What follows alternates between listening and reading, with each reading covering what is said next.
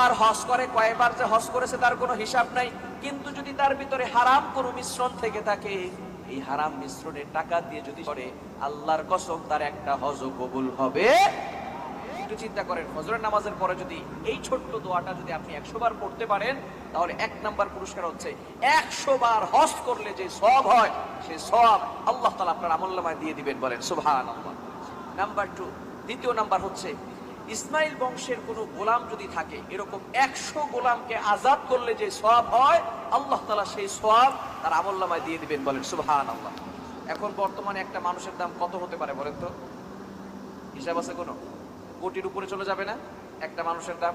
তো আগে ভাবে মানুষকে ক্রয় করে নিত, গোলামকে ক্রয় করে নিত সারা জীবনের জন্য, আবার অনেকে মুক্ত করে দিত, আজাদ করে দিত, কেউ বিক্রি করে ফেলতো। এখন আরো যদি সেটা ইসমাইল আলাইহিস সালামের বংশের হয়, তাহলে সেটা কত দামি হবে। এরকম 100 জন গোলামকে আজাদ করলে যে সওয়াব হয়, সেই সওয়াব আল্লাহ তাআলা তার আমলনামায় দিয়ে দিবেন, বলেন সুবহানাল্লাহ।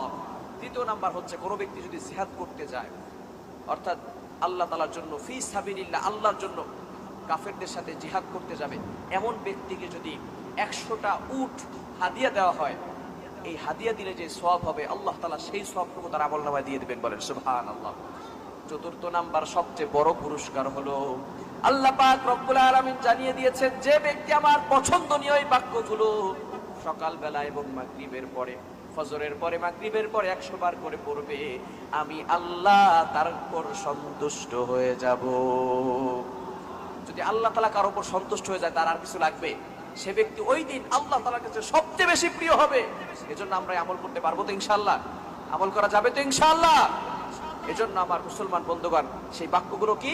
মুসলিম শরীফের ভিতরে হাদিস আসছে, আল্লাহ তাআলা, আল্লাহ রাসূল সাল্লাল্লাহু আলাইহি ওয়াসাল্লামের মাধ্যমে জানিয়ে দিয়েছেন, আহাব্বুল কালামি ইলাল্লাহি আরবা, আল্লাহ তাআলার কাছে সবচেয়ে প্রিয় বাক্য হচ্ছে 4টি। কয়টি?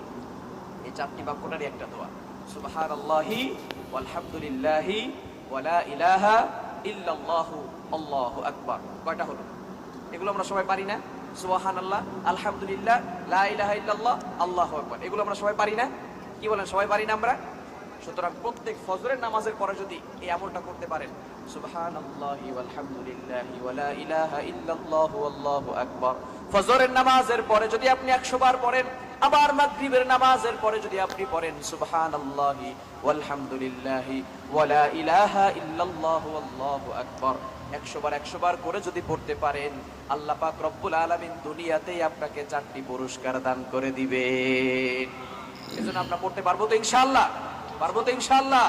আল্লাহ পাক রব্বুল আলামিন আমাদের সকলকে আমল করার তৌফিক দান করেন, সকলে বলেন আমিন।